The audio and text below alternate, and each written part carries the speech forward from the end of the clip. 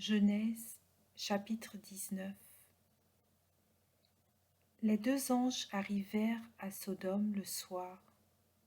Lot était assis à la porte de Sodome. Il les aperçut, se leva pour aller à leur rencontre et se prosterna face contre terre. Il dit, « De grâce, mes seigneurs, faites un détour par la maison de votre serviteur. Vous y passerez la nuit, vous vous laverez les pieds, et vous vous lèverez de bon matin pour reprendre votre route. » Ils répondirent, « Non, nous passerons la nuit sur la place. » Mais il insista tellement auprès d'eux qu'ils firent le détour et entrèrent dans sa maison. Il leur prépara un festin, fit cuire des pains sans levain, et ils mangèrent. Il n'était pas encore couché que les hommes de la ville, ceux de Sodome, cernèrent la maison, des plus jeunes aux plus vieux, toute la population sans exception.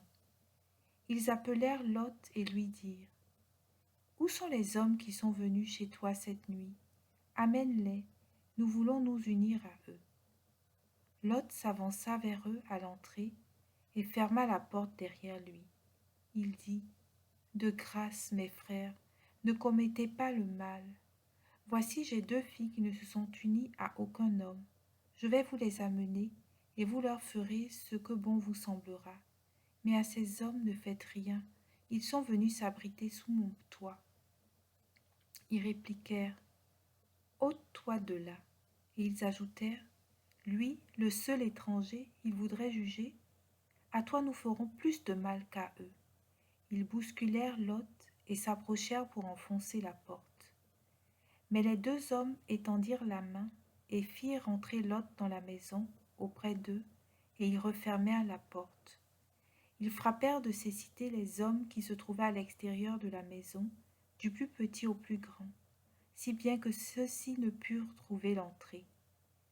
Les deux hommes dirent à Lot, « Qui as-tu encore ici avec toi? Gendre, fils, filles, tous ceux qui sont avec toi dans la ville, fais-les sortir de ce lieu, car nous allons le détruire.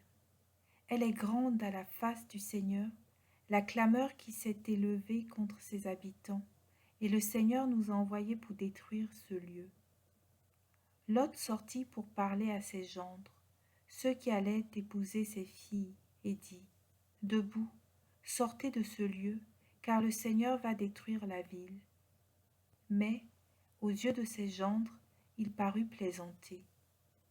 À l'aurore, les deux anges pressèrent Lot en disant, « Debout, prends ta femme et tes deux filles qui se trouvent ici, et va-t'en, de peur que tu ne périsses à cause des crimes de cette ville. » Comme il s'attardait, ces hommes le saisirent par la main ainsi que sa femme et ses deux filles, parce que le Seigneur voulait l'épargner. Ils le firent sortir et le conduisirent hors de la ville. Une fois sortis, ils dirent, « Sauve-toi si tu tiens à la vie. Ne regarde pas en arrière, ne t'arrête nulle part dans cette région. Sauve-toi dans la montagne si tu ne veux pas périr. » Lot leur dit, « Non, je vous en prie, mes seigneurs.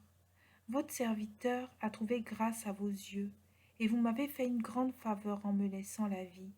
Mais je n'ai pas le temps de me sauver dans la montagne. Le malheur va me rattraper et je mourrai. Voici une ville assez proche pour y fuir. Elle est si petite. Permettez que je me sauve là-bas. Elle est si petite, afin de rester en vie. » Ils lui répondirent, « Pour te faire plaisir cette fois encore, je ne détruirai pas la ville dont tu parles. Vite, sauve-toi là-bas, car je ne puis rien faire avant que tu y sois arrivé. » C'est pour cela qu'on a donné à cette ville le nom de Soar, ce qui veut dire « petite ». Le soleil se levait sur le pays, et Lot entrait à Soar, quand le Seigneur fit tomber du ciel sur Sodome et Gomorrhe une pluie de soufre et de feu venant du Seigneur. Dieu détruisit ces villes et toute la région, avec tous leurs habitants et la végétation. Or, la femme de Lot avait regardé en arrière, et elle était devenue une colonne de sel. Abraham se leva de bon matin pour se rendre à l'endroit où il s'était tenu en présence du Seigneur. Et il regarda du côté de Sodome, de Gomorrhe et de toute la région. Il vit monter de la terre une fumée semblable à celle d'une fournaise. Lorsque Dieu a détruit les villes de cette région, il s'est souvenu d'Abraham, et il a fait échapper Lot au cataclysme qui a détruit les villes où il habitait. Lot monta de Soar pour habiter dans la montagne avec ses 2 filles. Il craignait d'habiter Soar, et il vécut dans une caverne avec ses 2 filles. L'aînée dit à la cadette, « Notre père est vieux, et il n'y a pas d'homme dans le pays pour venir à nous, comme cela se fait partout. Allons, faisons boire du vin à notre père et couchons avec lui. Ainsi, grâce à lui, nous donnerons la vie à une descendance. » Elles firent boire du vin à leur père cette nuit-là, et l'aîné alla coucher avec son père qui ne s'aperçut de rien, ni de son coucher, ni de son lever. Le lendemain, l'aîné dit à la cadette, « Voici, hier soir j'ai couché avec mon père. Faisons-lui boire du vin cette nuit encore. Et toi, tu iras coucher avec lui. Ainsi, nous donnerons la vie à une descendance issue de notre père. » Cette nuit encore, elles firent boire du vin à leur père.